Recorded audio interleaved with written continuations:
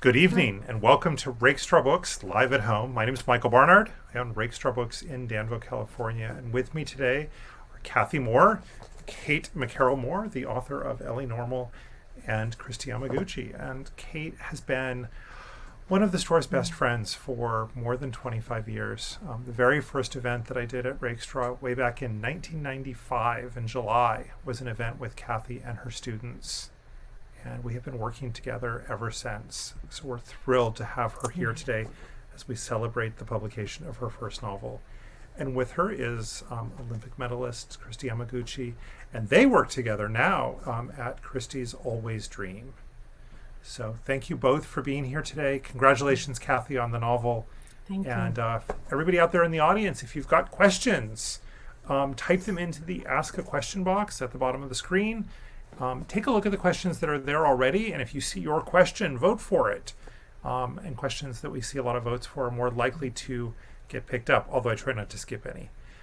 Also, at the bottom of the screen, you see the green bar that says Order Elinormal. You'll order it from Rakestraw Books, and we'll make sure to get those books signed for you when Kathy drops by the store. So thank you, everybody, for being here. Thanks, Kristi. Thanks, Kathy. And we'll let Kate talk first, and then bring Kristi back on screen to talk for about half an hour. And then I'll come back and take questions from all of you. So first up is Kathy. Okay. So thank you, everyone, for being here tonight. This is quite exciting for me. And just to give you a little bit of background, we moved to Danville 33 years ago. And one of the first places I visited in town was Rakestraw Books. I've been a fan and a patron ever since. And when Mike bought the bookstore way back when, we became fast friends. And Mike has been such a good friend to me all these years and to my family. He's a friend to the schools and to the whole community. And Mike knows which books appeal to which readers. So when you walk into the store, you're likely to get a book put into your hands. He's that kind of bookseller. And I've met countless authors and listened to their stories at Rakestraw through the years.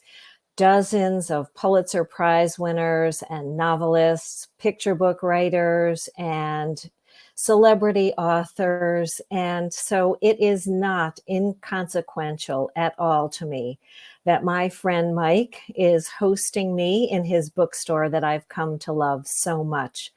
This space feels almost sacred to me, and I'm so honored that I get to be here tonight with my inspiring friend, Kristi Yamaguchi, and with all of you. I'd like to start by telling you a little bit about Elinormal, and then we'll launch into our conversation. The book is about an 11-year-old girl, Eleanor Malcolm, who's pushed into ballet by her very, very pushy mother. And Eleanor kind of finds her way out of there. She finds a way to escape from the ballet academy. And in doing so, she meets an older girl named Indira. And Indira is somebody who really helps Eleanor to become who she is. She really helps her to expand her world and figure out what it is that she wants to do. So this is a story about friendship and family and identity. It's a story about paying attention and following your heart. It's a book about becoming. And along the way, there's some poetry and some dancing and a little bit of magic. And I was a middle school teacher for some years. And one of the things I loved best about being a middle school teacher was watching students this age as they navigate friendships and figure out who they want to be in the world. Eleanor is no different than many of them. She makes some mistakes and she does some things that she's not very proud of. But she's a really good person and she's just trying her best to figure it out. And being a kid, as we all know, is hard. It's really hard to figure out who you want to be in the world. I wrote this book for 9 to 12-year-olds, But I've been so happily surprised in the past couple of weeks. I've heard from so many moms who read the book too, and they tell me that it's really sparked a conversation with their daughters. And that wasn't the plan. I just set out to write a book that I thought kids would like, but it makes me so happy. And especially being someone who has facilitated mother-daughter book clubs for over 20 years, to think that this is a book that may fill that need for moms and daughters to sit down and have a heart-to-heart. Because the thing I love best about books is when they make us think and ask questions, and when they make us talk. So now I guess it's time to talk.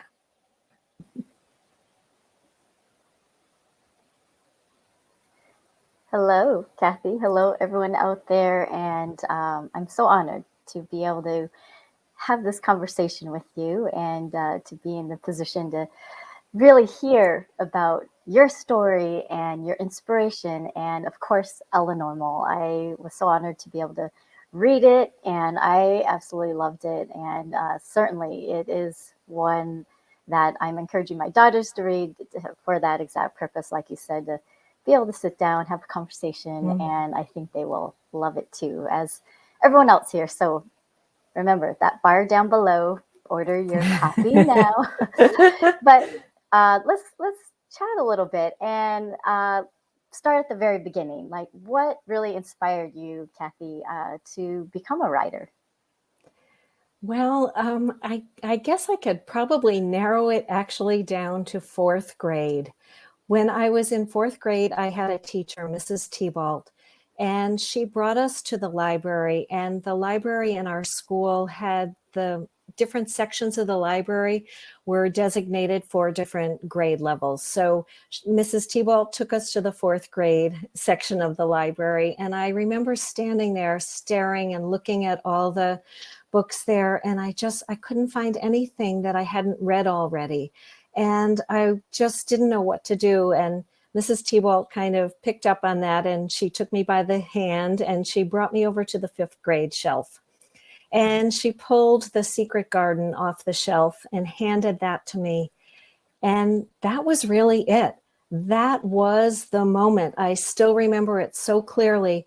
I went home and I read that book, and it's the first book I can remember that I feel like I actually inhabited the story.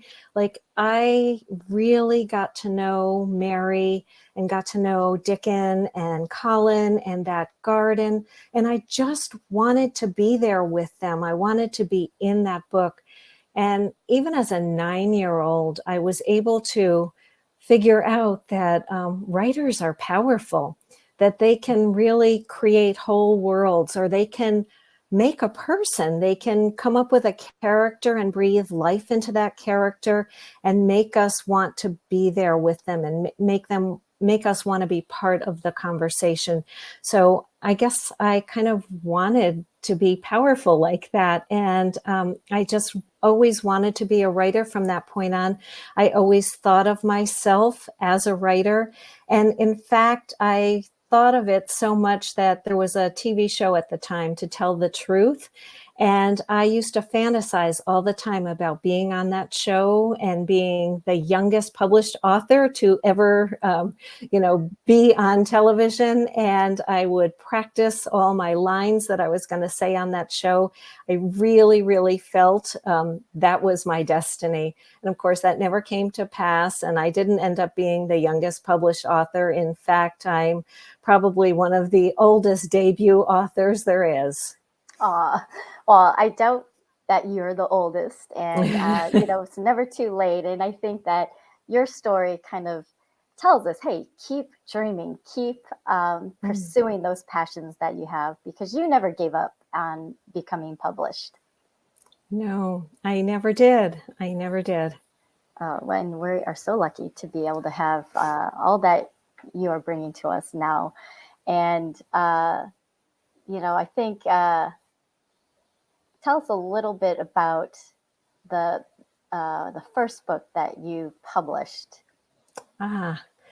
Well, okay. So that book was just a little poetry chapbook, and it really came about through a Twitter challenge. I follow lots of writers and poets on Twitter. And a few years ago, during April, during National Poetry Month, a writer that I follow, Amy Ludwig van de Water, she had this challenge on Twitter where she said, pick one topic and write about it for 30 days. And so I chose the topic of birds, and I wrote a bird poem every day and posted it on Twitter. And I got lots of feedback, which is always a really nice experience for a writer. And I just really enjoyed doing it. And then at the end of the month, I sat down and I read through my poems that I had written, and I realized they were not bird poems. They were poems about my father. He had passed away a few years before, and we shared a love of birds. And those were poems about my father. So once I realized that, I signed up for a class at the San Francisco Creative Writing Institute. It was a class on making a chapbook. And my teacher there, Paul Corman Roberts, really helped me to find the thread that went through all of those poems. And I started sending it out to different publishers. And I'm so lucky that somebody picked it up, and it's still available now. It's a tribute to my dad, and it's a book about the love I had for my father and the influence he still has on me. And how about that inspiration behind creating Elinormal? Well, once I got a chapbook that was published, then I really started to think about what else I wanted to be writing. And so Elinormal is a book that I had started 20 years ago. My daughters are all dancers, and so I spent lots and lots of hours and years in dance studios and auditoriums watching them dance. And I was always, I'm kind of an eavesdropper, so I was always listening to the conversations between the girls and their mothers and watching the interactions between the dancers. And so I started just jotting notes down and thinking about this character. And then about the same time, I read an article in the newspaper about a mother who was suing to get her daughter a space on a competitive dance team. And when I read that, all of a sudden I just knew, oh, I had to write this story. But, I had 4 teenage girls at the time and a full-time job, and I was going to school. So I had lots of ideas, but nothing ever ended up on the page that amounted to much. Eleanor Malcolm just lived in my desk drawer for quite a number of years. But she wouldn't leave me alone. She just kept coming back and being in my head. She was there. She definitely wanted to jump out and be born onto those pages. So how did you bring Eleanor back to life 20 years later? So, well, lots of things happened at the same time. For one thing, in 2019, I decided to retire from my career at the San Ramon Unified School District. I had been there for more than 25 years, and it just felt like it was time to retire. And then shortly after I retired, the pandemic hit. So then I had nothing but time and a bunch of old notebooks gathering dust. And I just started bringing them out, and the story just kept wanting to be told. And about that same time, I was really fortunate. I applied for a fellowship up at Eugene O'Neill's Dow House in the Danville Hills. They have day use fellowships up there, and I got that. So I was able to go up, and I don't know if you've ever been up to O'Neill's house up in the hills, but it is absolutely gorgeous, and it's so peaceful, and you kind of almost feel his spirit up there. So I just sat in the trunk room up there for a week and wrote and revised and wrote and revised, and suddenly I had a book. Oh, wow. No, it sounds like a place where inspiration is bound to hit you, and almost magical in a way. Yes. In that feeling that And I think we talked earlier, and you talked about there are magical moments in the Elinormal, Yeah. and almost instances of enlightenment almost with the characters. Mm. Can you tell us about that? Yeah, well, I kind of do believe in magic. And so that was apparent, I think, throughout the book. But Eleanor is, she's a typical tween, I think, in so many ways. She's really trying to figure out the difference between right and wrong. And she wants to fit in. She wants to be a good person. And so when she meets Indira, who is this older girl, she's kind of Indira is almost like a mirror to her. Eleanor, when she's with her, she sees who she wants to be or who she can be. And so, yeah, I think that Indira does provide her with this ability to have some self-awareness and to almost have some enlightenment and the magic. When I think about it, like, I think we all have magic, right? And the universe is always sending us some signs. So the magic in this book is just being able to, like, I guess, notice those signs and see the connections between things. Indira can do that so easily, and she kind of teaches Eleanor to be able to do that too, to pay attention to the world. And I think in turn, it really has the reader, that come into their consciousness too. It's like, oh, wow, if Yeah. Eleanor can figure this out and find out these new things about herself, so can I. So I love that I hope so. aspect of it. Yeah.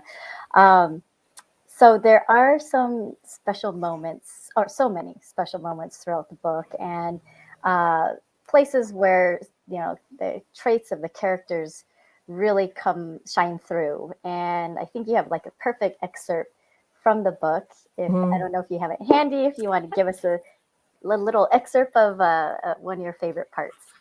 Sure, I'd love to do that. So I think the section that I'm going to read is really, it'll give you a flavor of the relationship between Eleanor and Indira.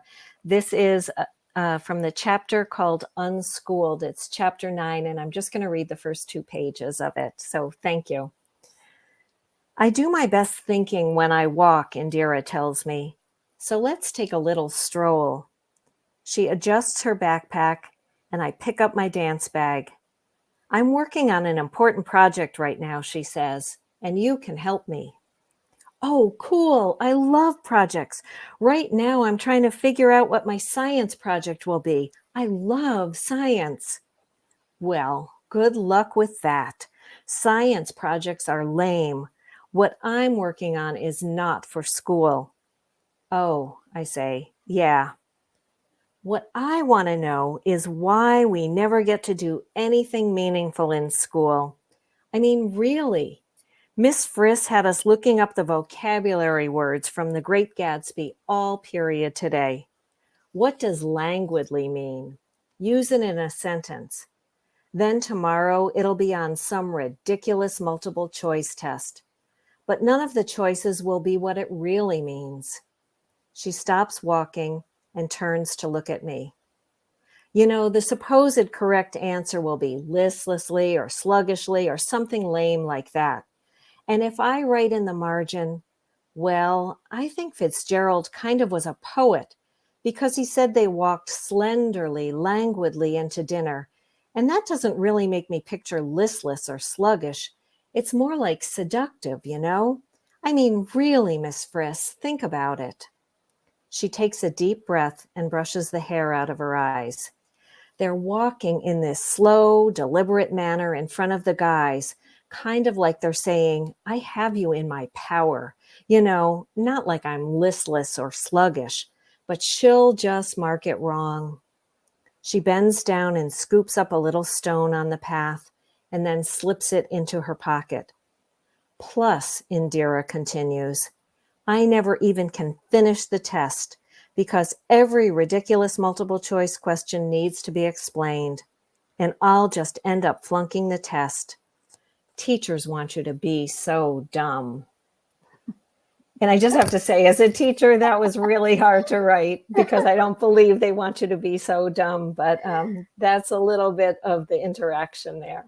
Yes, no, I love it because it really, she's so wise, right? For a teenage girl, and to have just that notion and, beyond her years to really understand, really the meaning behind the words, and or giving it her own meaning that is maybe more accurate, right?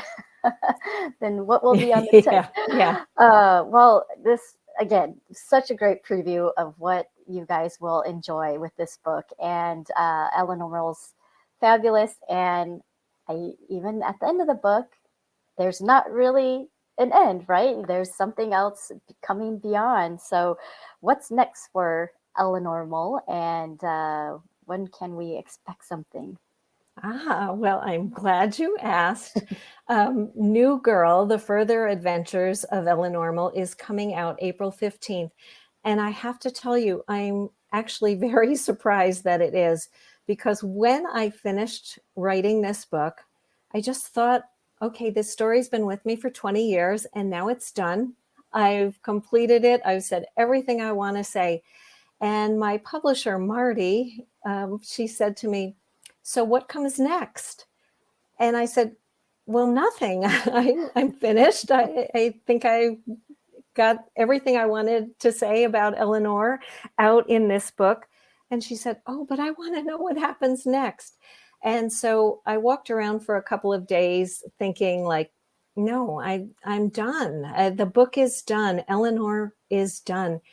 But then Marty had planted that little seed. So I started just, I'd be walking around and all of a sudden I'd start thinking about Eleanor again. And then I pictured her in 7th grade. And once I started thinking about her being a year older, I realized I wasn't done and I had more to say. And I wrote the book really quickly. And I'm just so thrilled with it because I love the adventure that she goes on as a 7th grader.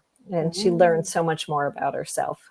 Oh, wow. Okay, so kind of a sneak peek into that. So we can expect that, I think, in April, right? It should be released. April 15th, right. Yeah, and Kathy, you are so diverse in the genres and a diverse writer. And teen novels aren't the only thing. Obviously, you talked about the poetry that you had written and dedicated to your father, inspired by your father, but you also have something else coming out in March, a poetry collection.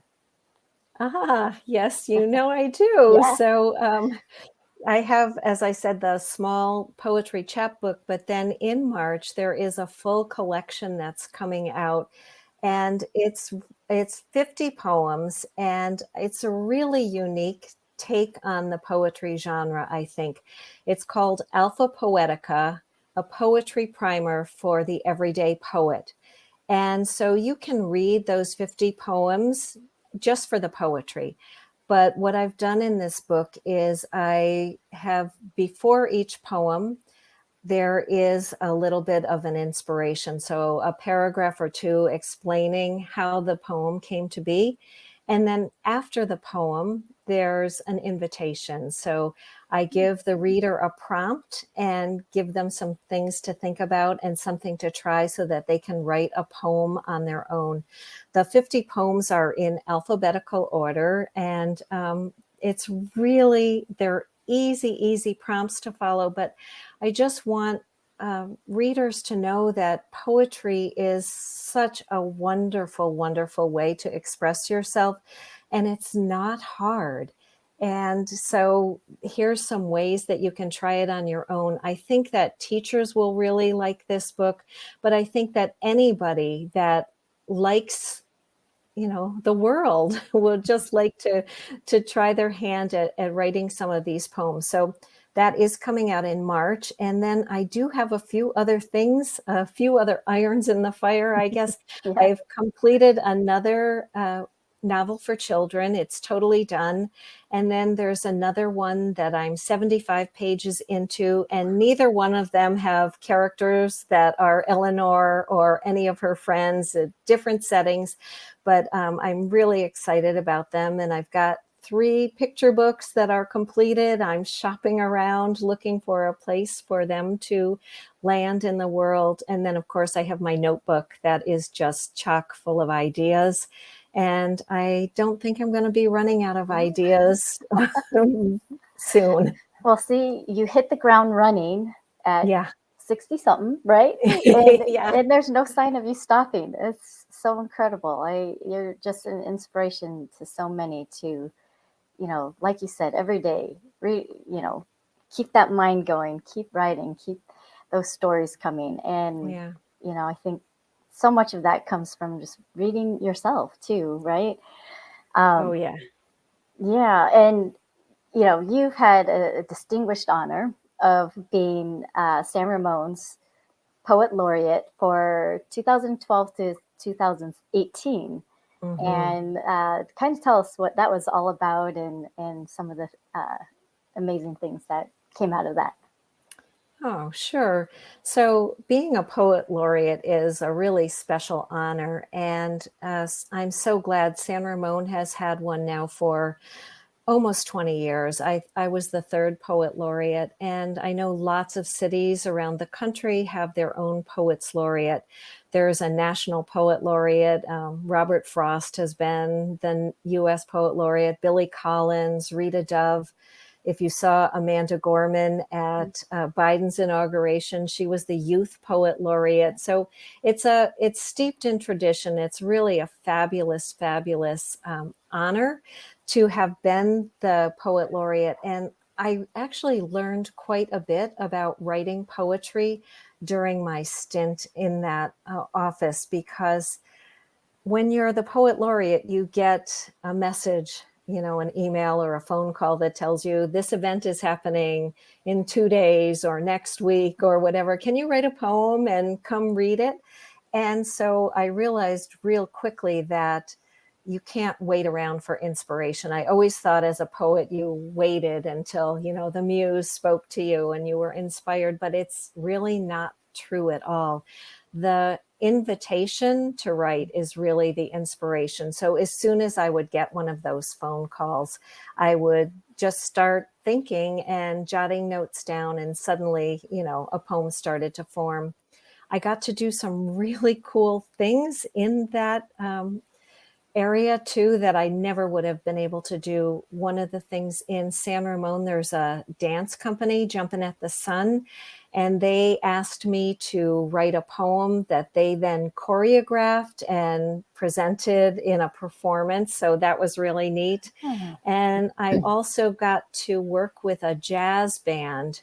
They had me write 12 different jazz poems, and then we performed together at the Doherty Valley Performing Arts Center. So I would read a jazz poem, and then they would play a number, and then I'd read a poem and they'd play. So we had this whole concert. But I have to tell you, my favorite thing that came out of being poet laureate was that the city hall was completed during my tenure. And one of the things they did in front of the city hall was bury a time capsule. So 70 of the poems that I wrote as poet laureate are buried underneath City Hall, and they're going to be unearthed in 2083. So I'm very hopeful that my grandchildren will be there when the capsule gets pulled up out of the ground, and they'll get to see what their grandmother wrote back in the olden days, Oh my goodness, that is so cool. That just Yeah. gave me the chills there thinking Yeah. that. And oh, what a huge honor. Okay. All right. Yeah. Well, I'll send our grandkids there to please check do. it out. Yes. Please do. But yeah, hearing about the performances of like dance to poetry, I think I heard that from or read that somewhere else. Yes, I think you did. Yes. Well, interesting. I actually, one of my favorite skating routines was choreographed to a poem. Really? And we did get someone to recite the poem. And it was really interesting because we had to it had to add a little bit of music to the background. Yeah. But it was from a book called The Ink Dark Moon. And Oh. it's just inspired, Japanese American heritage. Uh-huh. And it was, I feel like it was like a stretch for me, but the performance with poetry, I think, goes hand in hand. So very Yeah. cool to see that. Oh, that's neat. Well, you are also such a dedicated educator, and you have been with the San Ramon Valley Unified School District as their director of curriculum for many years. You're named Teacher of the Year and Educator of the Year. And obviously, we're so honored to have you as such a big part of our team at Always Dream. And you continue to share your passion for literacy. And would you like to talk about that a little bit? Oh, yeah, of course. So, I guess my literacy career really began when I became a high school English teacher. And that really was because of my husband, Bob. We had just gotten married. We had only been married for a few months, and I was a lab technician at the time and kind of unsatisfied with that. And I just had this nagging notion in the back of my head, like, I want to teach English. I want to teach English. And I just kept thinking I was too old to do that. So I was all of 22 at the time, by the way. So, a little crazy. But I remember saying to Bob, like, I really want to quit my job and go back to school and become an English teacher, but I'll be too old by the time I graduate. And I just remember Bob looking at me and saying, well, how old will you be if you don't go back to school? And that kind of was it for me. So of course, I went back and I became a high school English teacher. And I've just always been so passionate about literacy, whether I'm working with my second graders or middle school students or my graduate students. It's the reading and writing that is so critically important. Mm-hmm. I think the way that we learn, of course, is through reading. Everything we learn pretty much comes through being able to learn, but it's so much more than that, because we learn about other cultures and we learn about other people and we learn how others think. And I really think that it's crucial, almost to sustain democracy and maybe even to save it, to make sure that we have a literate population. So I was so thrilled when in the winter of 2019, I was in my office and I had already decided to retire. And I got a phone call from your sister, Lori Yamaguchi. Didn't know her, but she had heard my name somewhere. And she called me up and she started telling me about Always Dream and about the Always Reading program, and said she was telling me about how you work with families and the children get a tablet with all these hundreds of curated books on it. And we really work on, family engagement and reading strategies. And she said, we're looking for a book coach. We're starting this new position of book coach. And do you know anybody that might want a part-time job? And so honestly, in the back of my head, I was running some names through of friends that I knew or colleagues. But the more Lori talked, the more I started to get that feeling inside, like, oh, this is speaking to me. So by the time our conversation ended, I said, well, Lori, I'm going to be retiring in July, and I think I'd really, really like to know more about this. And so I met with Lori, and then I got to meet with you, Kristi, and it has just been a real dream come true. I'm in my third year with the Always Reading program, and we work with families that are high need families in real low income neighborhoods. And we provide them a library, really, of books that's in their home through this digital library on a tablet.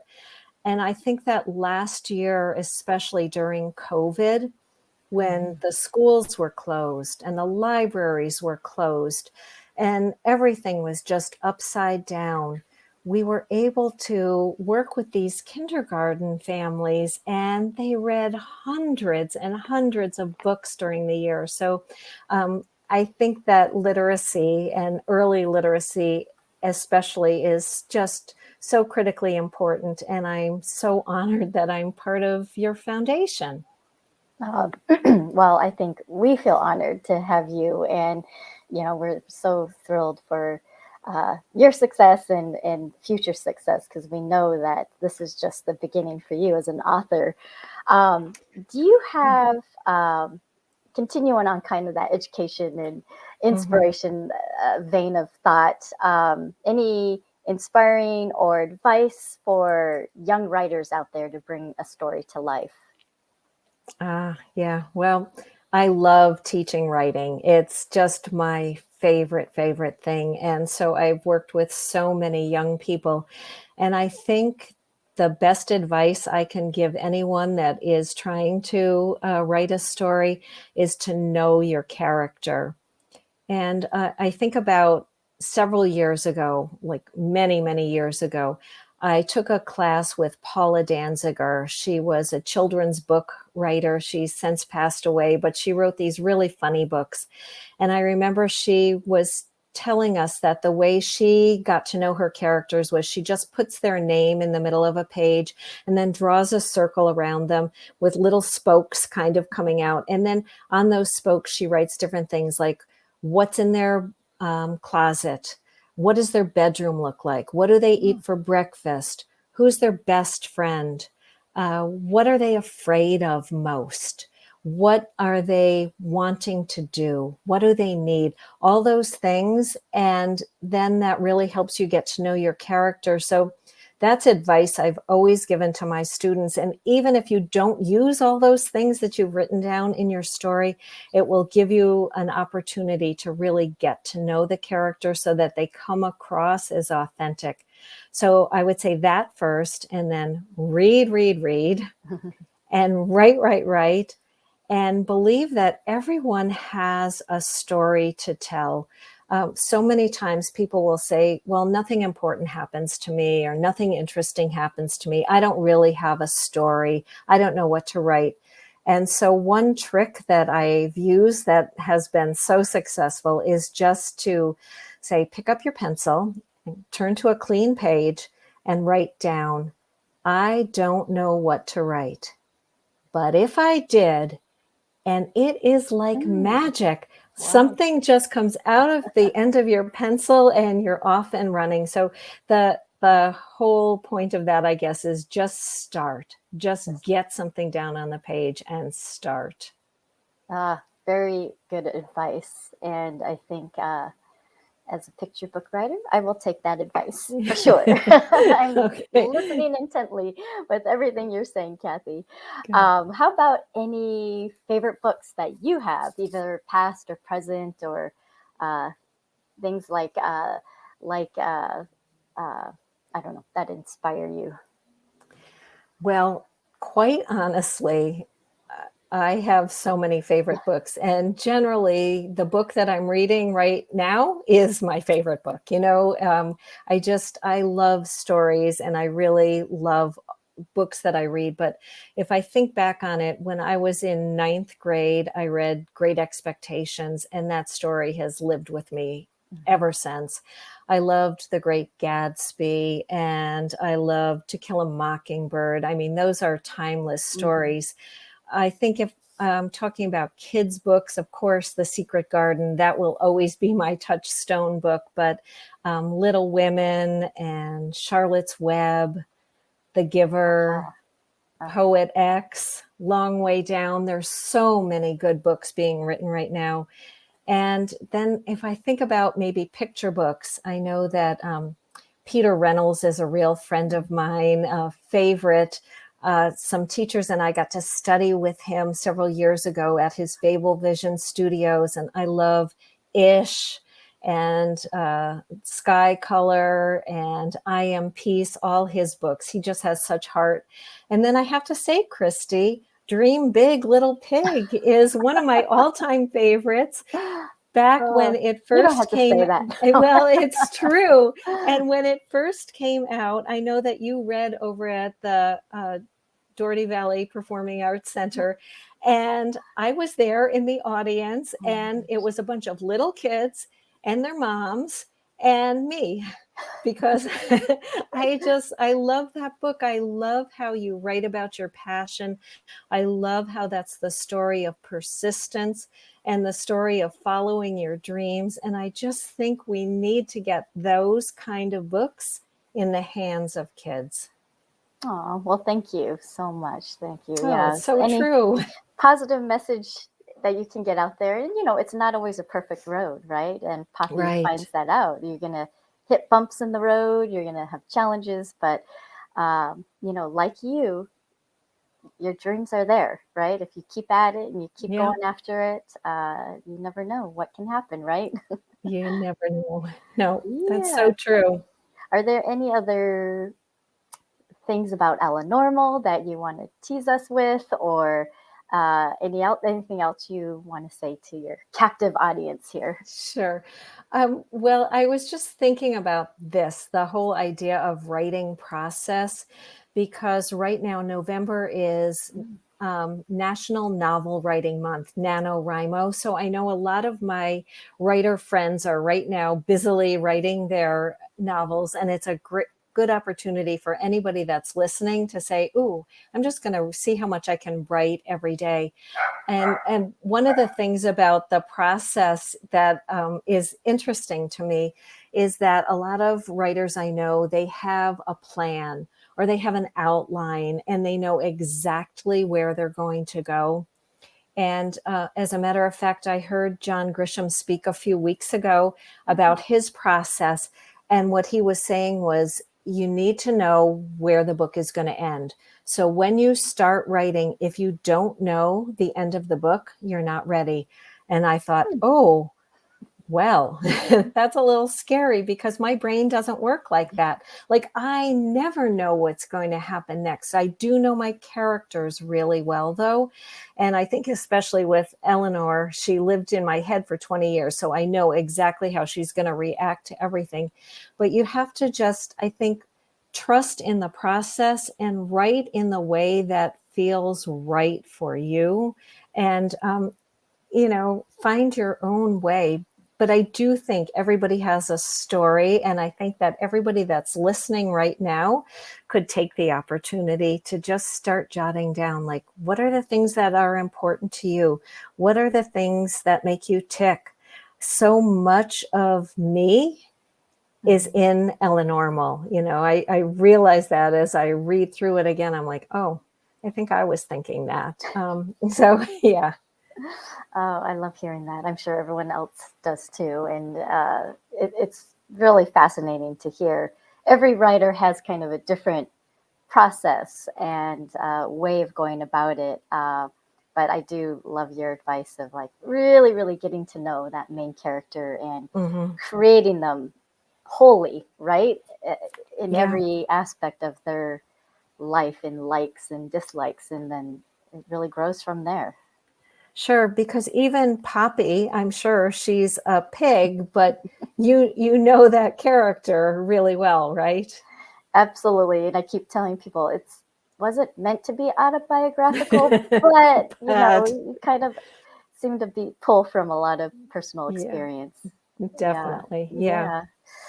All right. Well, I don't know. I think we might have some questions lined up from your fans. Yeah. Hi, Mike. Mike. Hi. That was terrific. Well, thank you. So, we have some questions from the audience and would encourage people to ask more. But let's see. Renee asks, what are you writing now? Which you sort of talked about, but if you want to get any more specific. So what I'm working on now, it's actually finished, but I'm really, really happy with it. It's a children's novel called Stoneheart, and it's about a girl about the same age, in the 12, 13-year range. And She lives with her single mom and a young brother from a different father, and the mom is moving all the time, which is really very hard on a 12-year-old. And but there's a little magic in this book too, and there's a bird in this book. So I guess some of the themes are still the same, but it's a really redeeming story, and I'm really thrilled with it and hope it finds an audience. That's great. And then Sue asks, and again, you sort of answered this, but Sue asks, what age group is the book geared towards?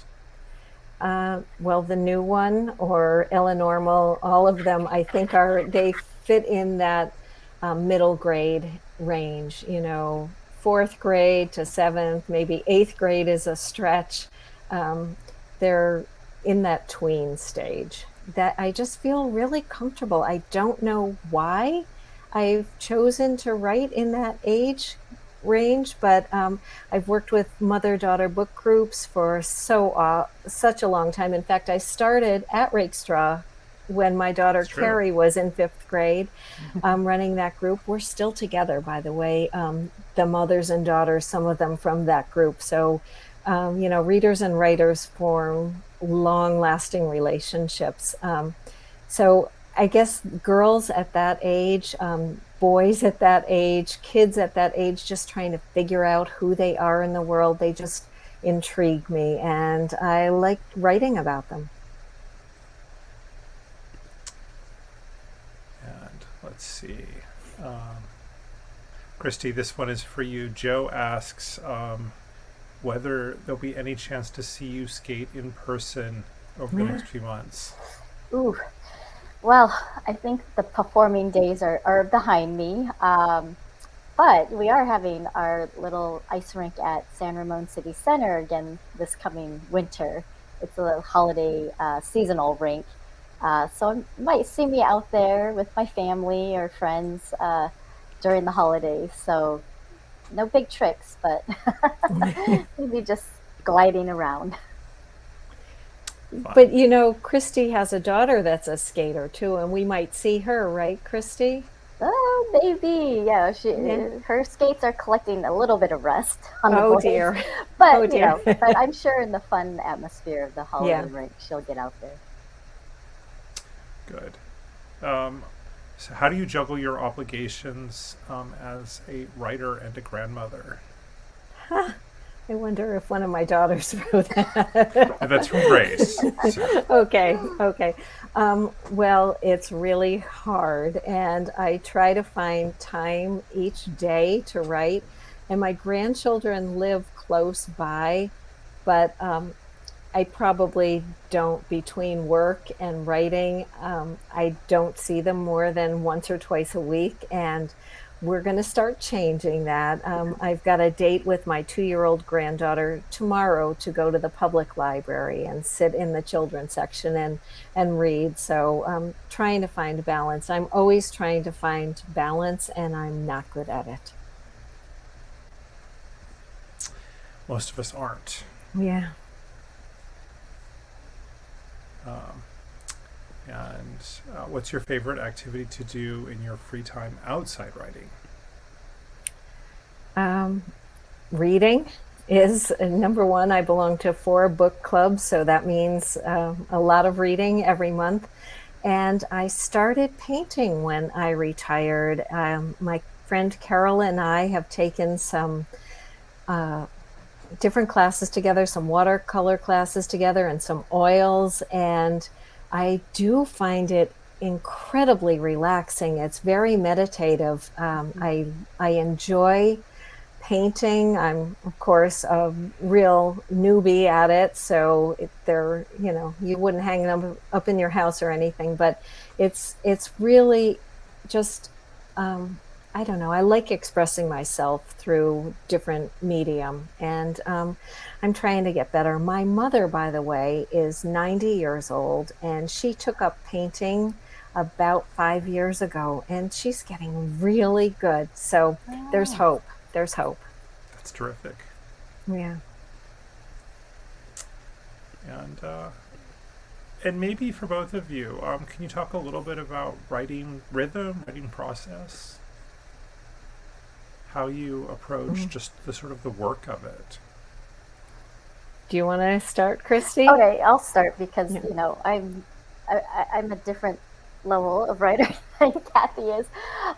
So yeah, the three children's picture books I have really started with um, just the overall message and takeaway that I wanted the kids who are being read the book have. And so each of the three books have some kind of interwoven lesson, I guess you can say. And we were talking about Dream Big Little Pig. It was about persistence and not giving up on your dreams and, you know, pushing through the challenges. And, you know, once I had that message in my mind, it was finding ways of demonstrating how to bring that across in the character.